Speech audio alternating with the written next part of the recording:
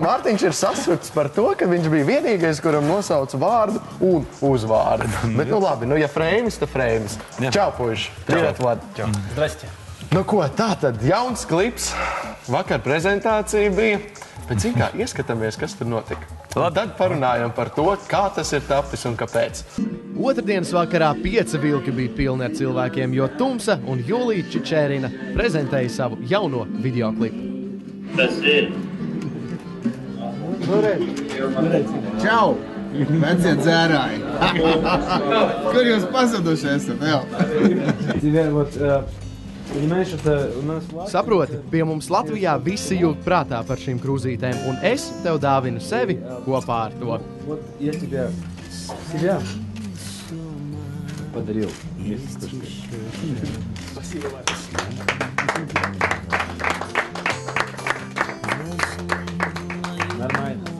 Paldies! Nopelnīt! Tagad uzzināji, ka būs Krievu tirgumu vairāk, nu, ko tu kaut ko pārtaisīji, kaut ko darīji citādāk. Vēl lielam visu pārspēlēju, jo oriģināls ir par toni augstāk. Aha. Bija jālaiž par toni zemāk, kas galīgi neērts ģitārai un tādā garā, nu, sanās visu pārspēlēt.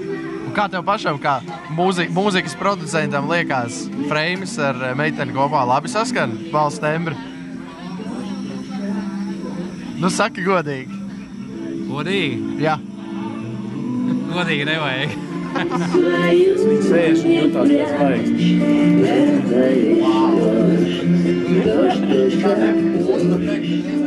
Nu, kā gabals, kā klips? Ļoti patīk. Pirmo reizi dzirdu? Nē, nu, redzu pirmoreiz, protams. Un dziesmu? Jā, arī. Un kā ir, ka Freimis dzied krieviski? Pieredz jau, ka viņš tomēr vai nu latviski, vai nu angliski. Nē, Mārtiņam jau vispār dziesmas ir cepar nost. Īstenībā šo dziesmu tiešām var, kā jau var redzēt, visu vakar klausīties. Ja godīgi, tad es domāju, droši var teikt, nu, manā vērtējumā, man subjektīvais vērtējums, nu, labākais videos no latviešu mūziķiem, kādu es esmu redzējis.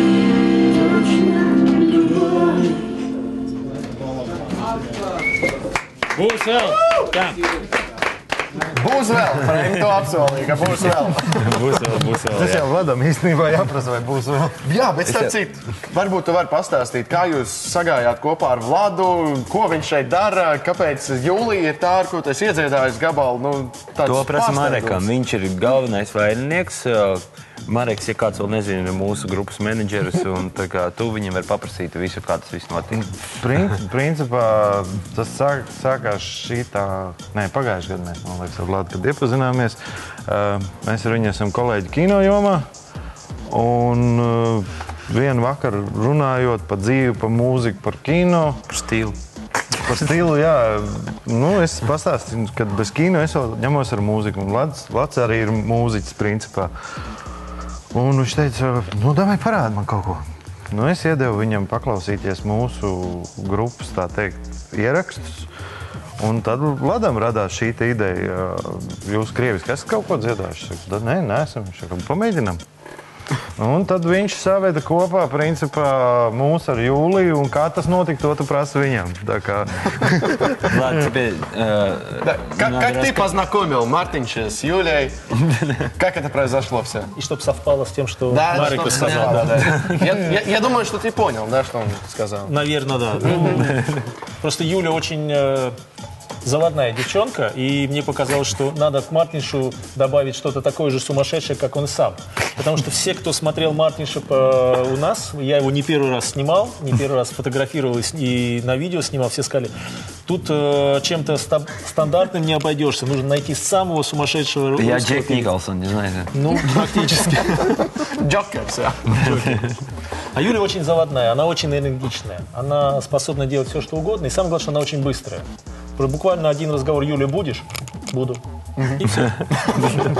Gabals ir par nesatikšanos. Bet no kurienes? Nu, es dzirdēju, ka jūs gadu veselu esat no Jā, mēs dziesmas. veselu gadu strādājam pie klipa, pie gabala, pie visu pārējo, kas nāk lēni, tas nāk labi. Bija tā, ka pirmo reizi šis gabals tika sarakstīts man un mazajai Agnesītei. Mēs viņu ķipa iesniedzām Eirovīzijā. Ķipa, jā. Nu, labi, iesniedzām, jā, tur tā un tā. Bet, labi, tur tas gads bija smags Eirovīzijai, tikai 10 gabals paņēma, no mūsējā nepaņēma. Pēc tā mēs vēl viņu iedziedāja latviski kopā ar vienu no Okarts akadēmijas pārstāvēm.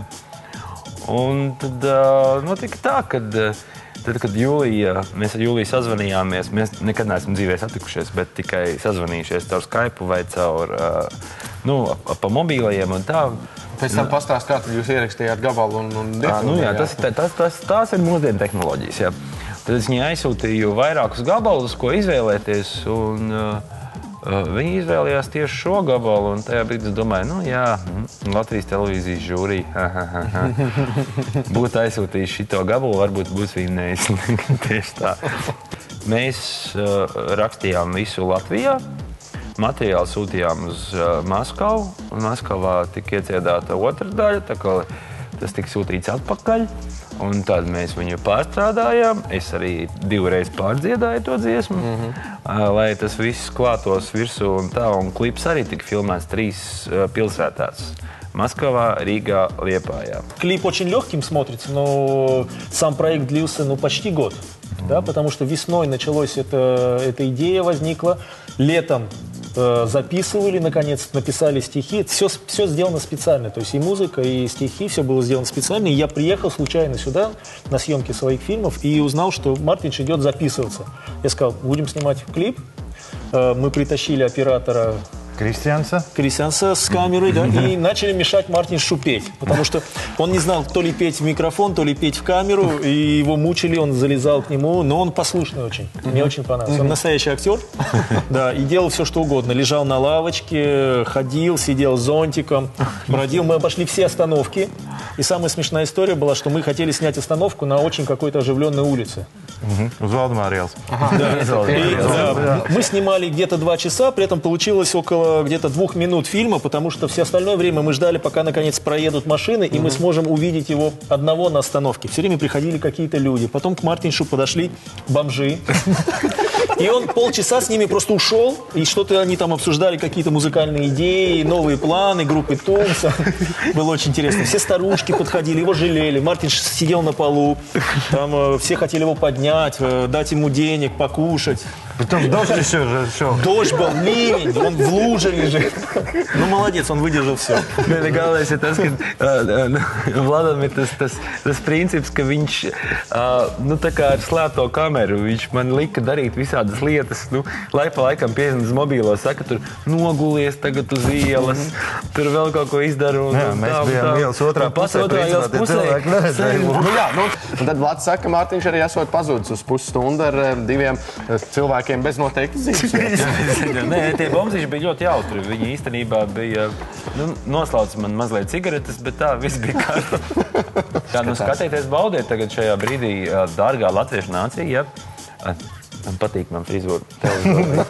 Es ceru, ka pārējiem arī patīk. Paldies, kā atnāc, Mārtiņ. Paldies, Marek. Spasibo, Vlad, что пришли. Bet tagad Mārtiņš, Freimis, Tumsa, Julija Čečerina un Maksimum T. Laižam.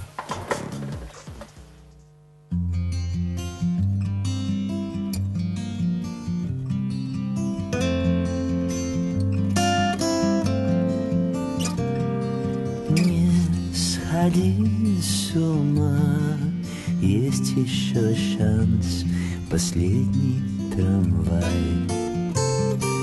Возьми мою ладонь и обещай все сначала начать. Пожалуйста, только не плачь, это моя вина, что я одна. Печаль свою не прячь, это лишь дождь, дождь, дождь, как дождь. Возьми мою ладонь и кружись со мной, забудь обо всем.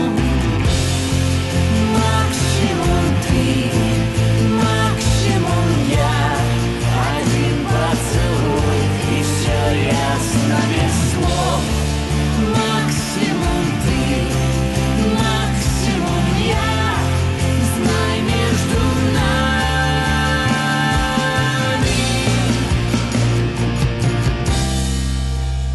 точно любовь. Слезы в твоих глазах, как жаль